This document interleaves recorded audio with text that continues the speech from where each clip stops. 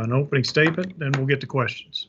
All right, thanks, Kenny, and appreciate everyone gathering today. For those that attended the Board of Trustees meeting, you recognize one of the agenda items was the approval of a proposed Southeast Corridor Residence Hall, which means a dorm project that would be a partnership with campus housing, UofL Athletics, and then a third-party developer named IPA, which is primarily consist of Buffalo Construction and Larry Goff, who some of you may be familiar with. Larry, he developed Cardinal Town on campus as well, and has been around the campus housing projects and other areas. But we've worked closely with them, and happy to get this in front of the board today.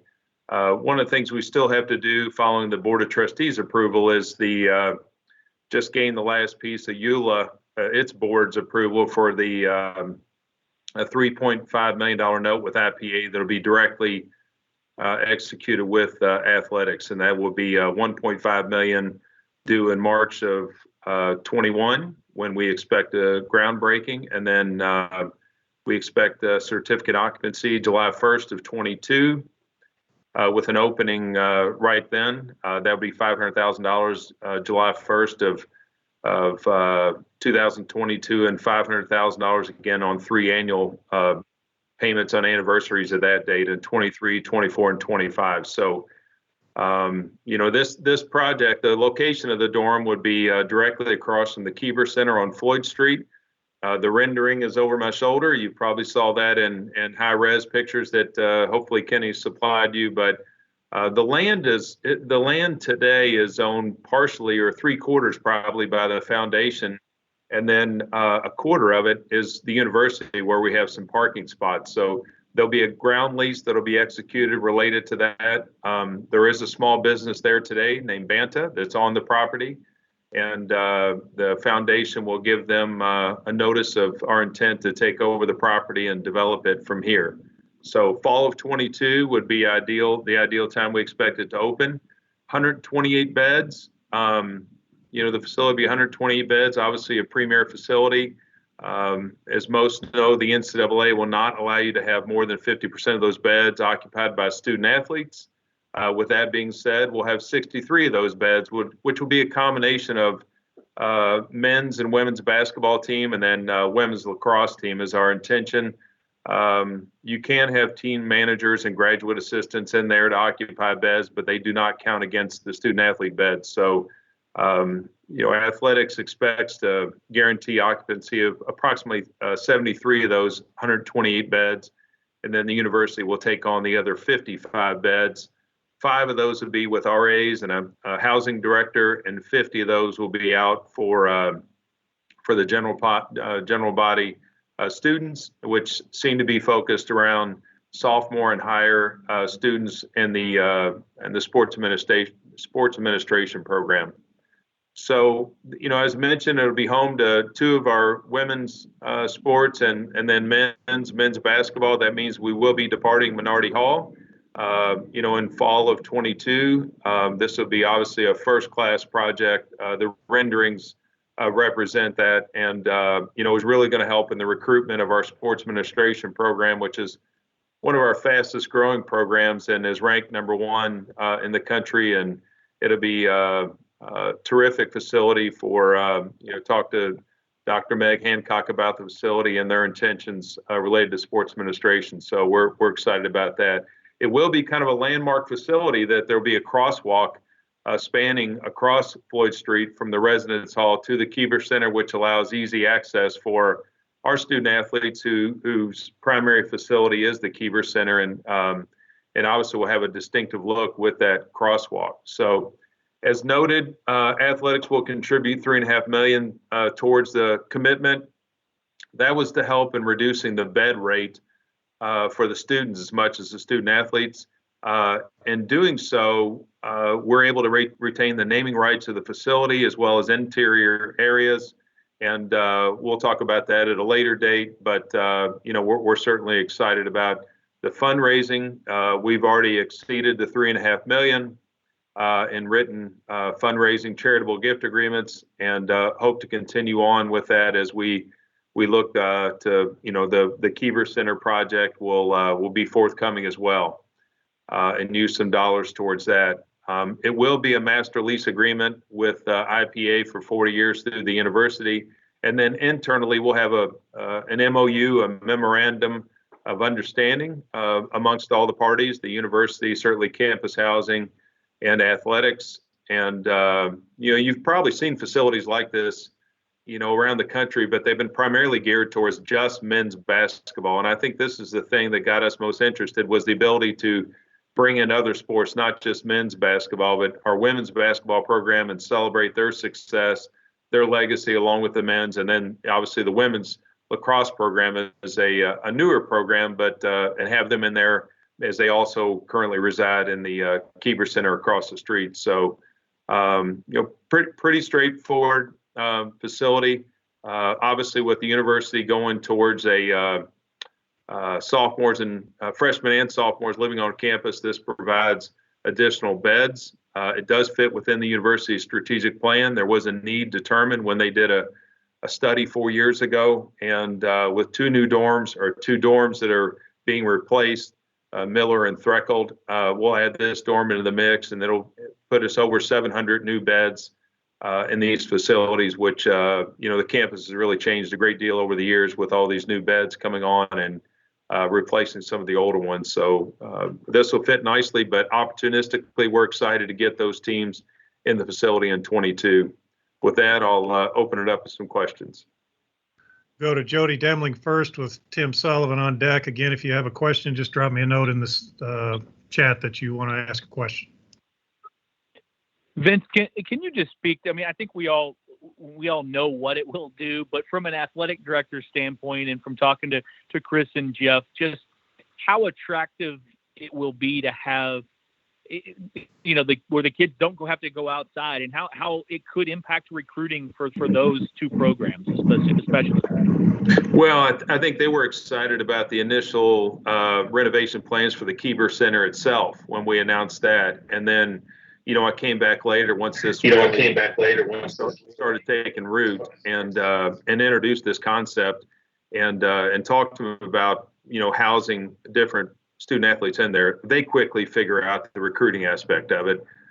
So it's really cool that we can combine the university's plans and campus housing's plans with athletics on this, and it's going to be a beautiful facility. And there is, I think we've had board members say it's an expression of progress on campus, and particularly on Floyd Street, where it's more visible than what the other two dorms will be in the center of campus. But yeah, these are going to be really, it's going to be a cool facility, and with our partnership in there and our commitment, we get the ability to, lay out some decor that'll represent the legacy of our programs more than we can today.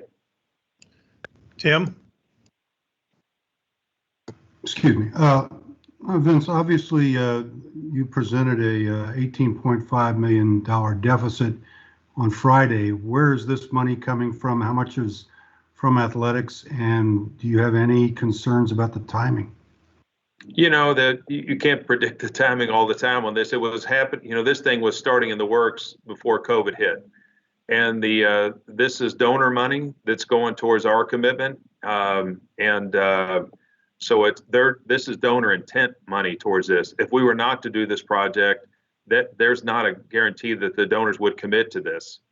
This is a project that we have floated with them, talked specifically about how it fits with their personal interest, and got those commitments. So, these are, you balance your capital projects. As you know, we've tabled a number of them with what's happening in your business. But I think that, COVID has created a revenue shortfall. It's not a structural problem. We don't have a fundamental problem with the way we're running athletics. It's a revenue hit directly related to this COVID that we hope is a one-year issue. And I don't think we're going to slow down in thinking about the long term of the athletic department related to the one-year issue of revenue. We've got a plan that we've mentioned how to address that one-year issue with debt. Ours is significantly less than what you're reading about in larger Power 5 schools.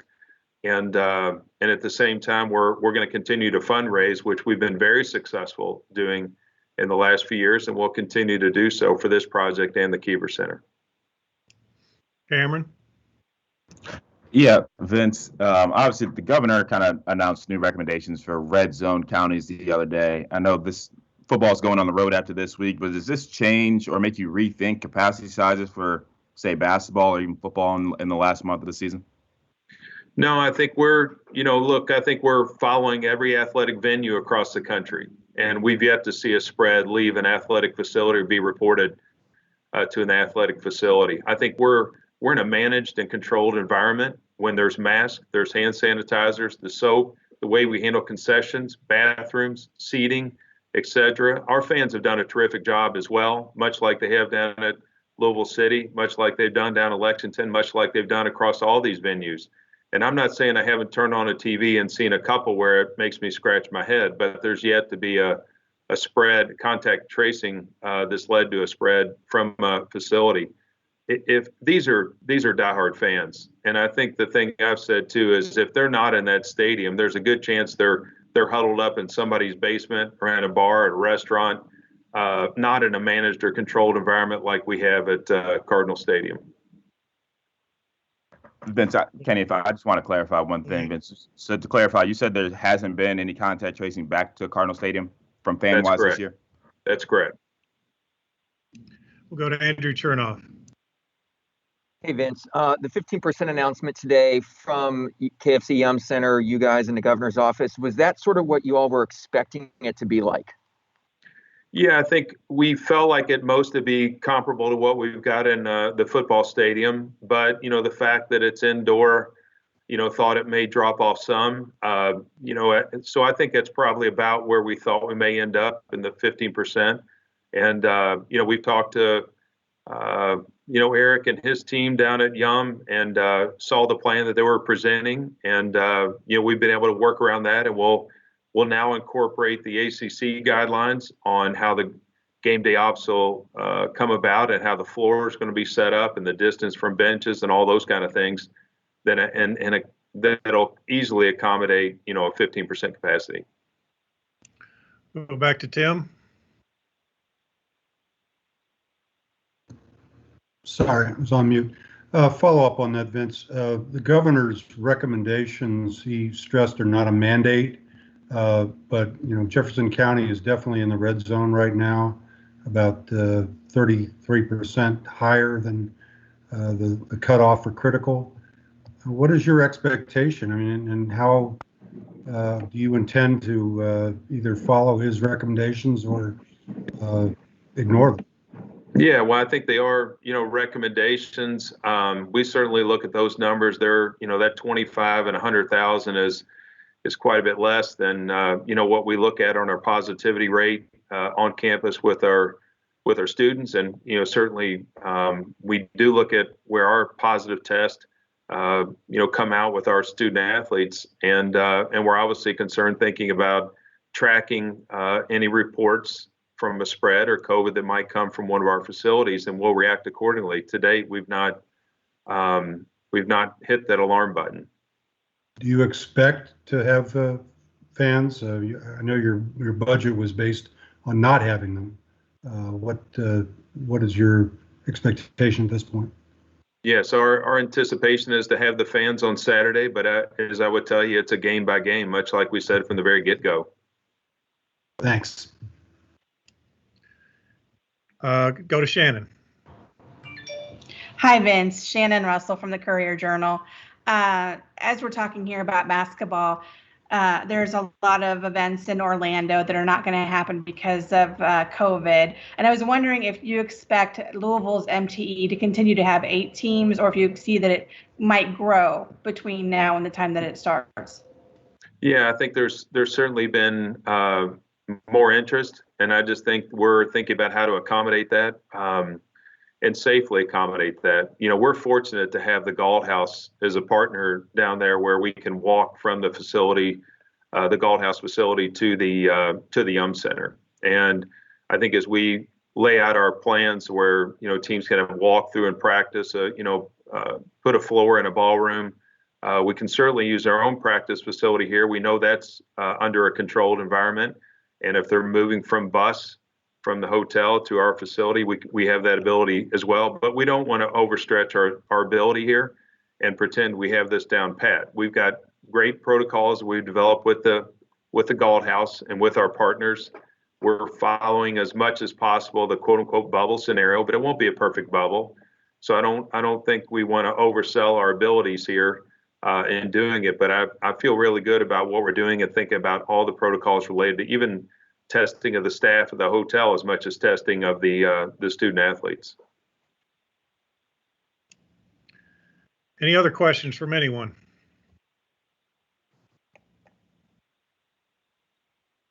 Michael McCammon has a question.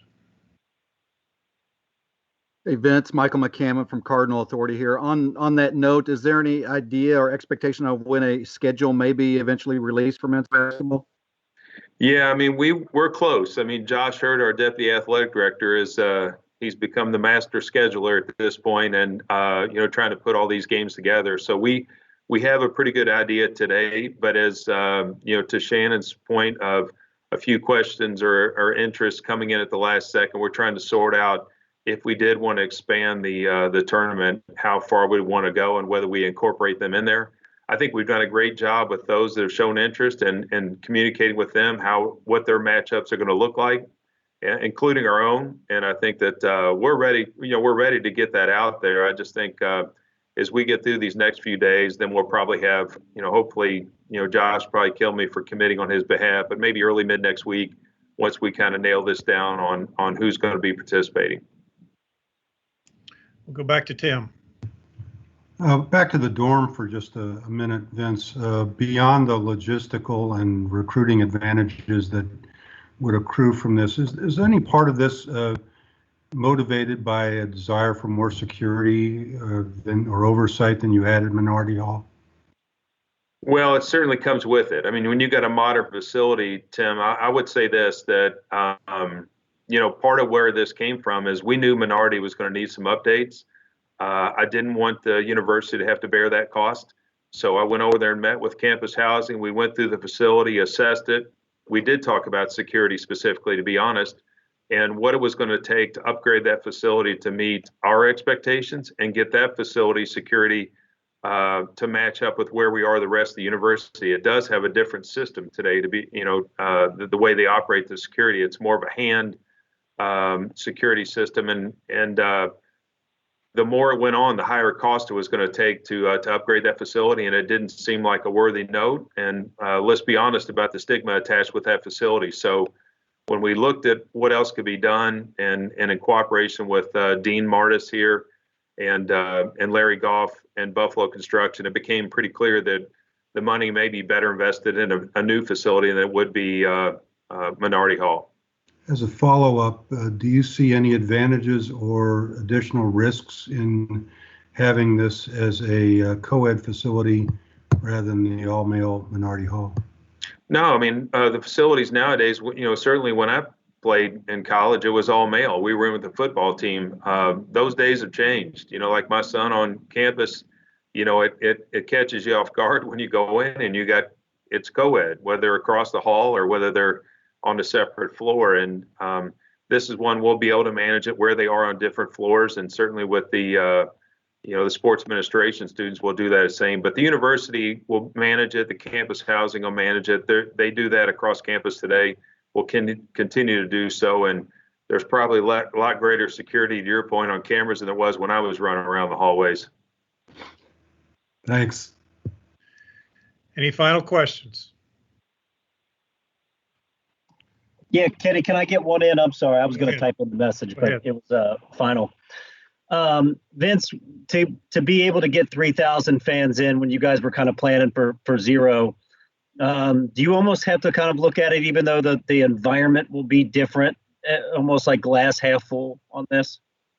No, I think it's just you adjust to the times. As I've said before, all these crises on a daily basis just become the routine. You quit complaining about it. So, you adjust to what's going on in the environment, and we have forecast. and they get tweaked up a bit and up and down a bit. We'll get tweaked up a little bit if we have some ticket revenue, and down a bit because we have additional COVID expenses, in testing. But that's our role. We've got to just manage through what we're presented. So it is what it is, Ken. I mean, we say it all the time. It's an uncertain time, and it's on me to figure out how to adjust to do what's best for athletics and not put any greater strain on the university.